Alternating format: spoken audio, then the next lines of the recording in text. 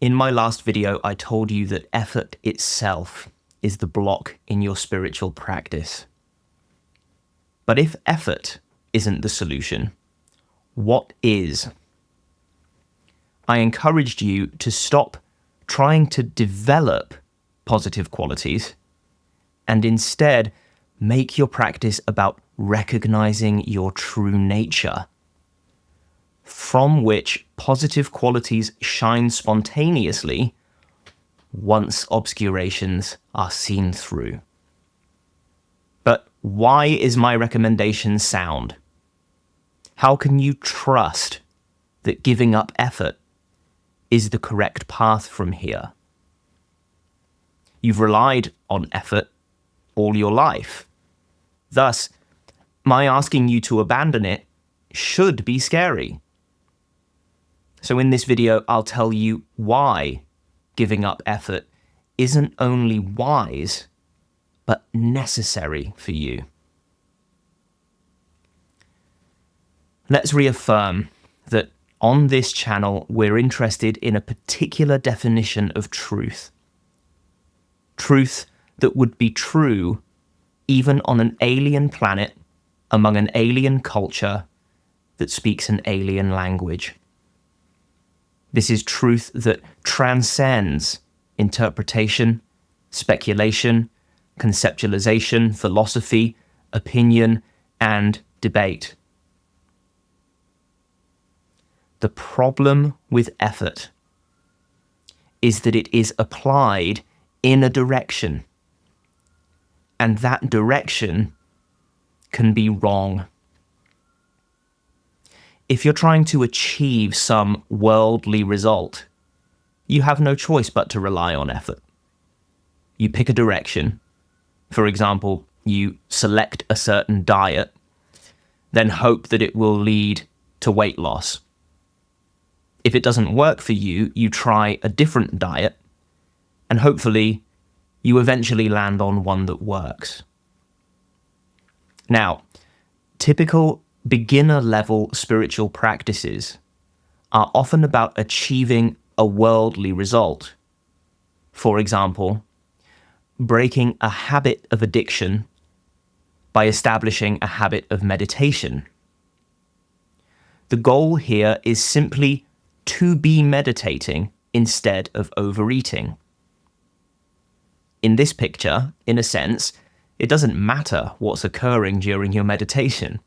Sure, we'd like it to be fruitful, but that may well only come after a period of establishing consistency, which is often done by simply swimming against the current of the desire to overeat. Effort here is appropriate. But that's not where you are.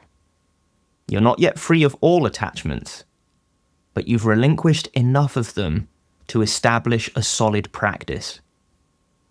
The problem for you is that effortful practice has stopped producing fruit. And here's why. In relative terms, you are an individual entity with attachments, with flaws, with faults. But in absolute terms, which is what we're concerned with in our inquiry into capital T truth, this is not who you really are.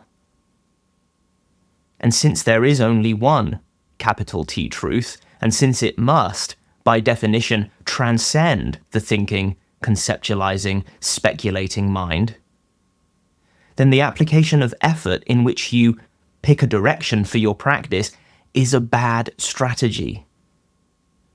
There are literally infinite ways you can conceive of truth, but there is only one capital T truth. Thus, the only way to perceive it is through recognition of what is already and always so. And of course, you must make that recognition for yourself, but my job as teacher is to point it out to you. So here it is. In absolute terms, you are not, and nor were you ever, broken and in need of fixing. This is an assumption.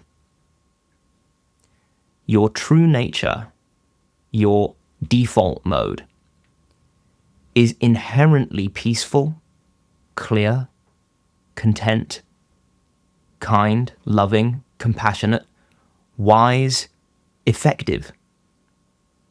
And this has been confirmed by the most dedicated spiritual practitioners throughout history and across global culture. In the beginning of your practice, you used effort to establish consistency, and you stopped or replaced some of the mental emotional processes that were obscuring your true nature. But now, your efforting is itself perpetuating the sense of a separate someone, which is, fundamentally, what you must see through if you wish to be free from suffering. In effortful spiritual practice, there is a self who is efforting, and this efforting is built on an assumption that this self exists in some absolute permanent sense, with qualities and characteristics that must be purified, eradicated, improved. But what's really going on in your direct experience is just a bunch of stuff coming and going ceaselessly. You interpret meaning into this stuff because you were conditioned to do so, just as your parents were, along with their parents before them. And it's this meaning which creates attachment, which in turn creates suffering. You can confirm this for yourself if you look honestly enough. Perhaps you've already had glimpses. You experience all stuff, sights, sounds, sensations, thoughts, feelings, memories, by means of awareness. If you weren't aware, you would have no experience. This tells us that awareness is fundamental. Awareness is not a thing, but is, rather, like space. It is timelessly and spontaneously present in and in between all experiences.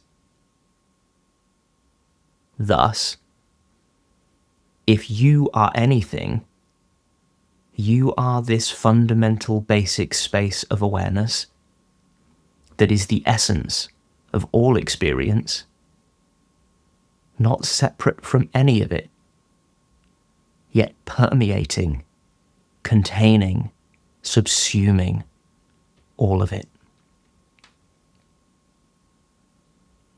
Indeed, everything you take to be yourself is in fact just more stuff. It comes and goes, just like anything else. It is only your attachment to it. A bunch of stories and assumptions about it, and the simple fact that it shows up more often than other stuff that makes you identify with it. This identification depends upon past and future. But Spirituality 101 is that in your direct experience, there is no past or future. The past and future are only mental processes playing out right now. In the ultimate, uncontrived, natural view, the notion that there is a self who must apply effort to purify itself is absurd. There's not even one of you. So how could there be two? How could there be one self who wants to overeat and another who cracks the whip and says, no? In reality, these are just distinct mind moments. In one, you dream up a desirous identity. In another, you dream up a disciplined identity. But awareness itself is never attached, never lacking, never conflicted. Awareness is never affected, influenced, nor harmed by that which comes and goes within it.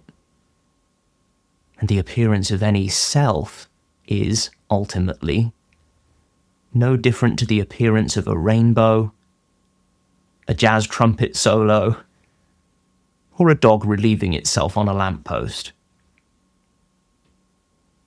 Awareness does not discriminate. It draws no boundaries or distinctions between anything. Boundaries are created by the thinking mind. The mind that created all the apparent problems you're seeking to dissolve. And for that thinking mind that insists that its perspective is the only perspective, effortful practices are given as provisional tools. They helped you cut through your most gross attachments and establish a spiritual practice. But now it's time to relinquish the notion of there being any permanent entity who can be purified, developed, or improved.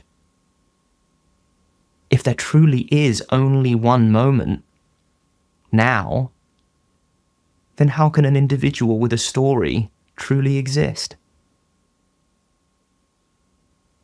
Good news. The practice I'm suggesting does not turn you into some kind of apathetic spiritual zombie. Many people, myself included, hearing all of this for the first time, suspect that if they give up effort, they'll never do anything. And this is because the only way most people have ever done anything is by bullying themselves into it. There is sometimes a period of deep rest following realization. The small, selfish, personal will cannot survive this realization, and people often must learn how to operate instead on naturally arising compassion. But I assure you, this compassion is a far more potent fuel than shame, guilt, and anxiety. More good news, I've become very effective at guiding people through this stage quickly. I know this teaching can seem abstract, confusing, even destabilizing. Destabilization is actually a strong indicator of comprehension, but it must be handled carefully. For this reason, if you're feeling destabilized, I strongly recommend taking my 1-minute quiz, link in the description. Afterward, I'll send some guidance specific to your position in this whole picture. In my next video, I'll tell you exactly how to establish an effortless practice. If you want to see that video, subscribe to my channel and hit the notification bell. I hope to see you there.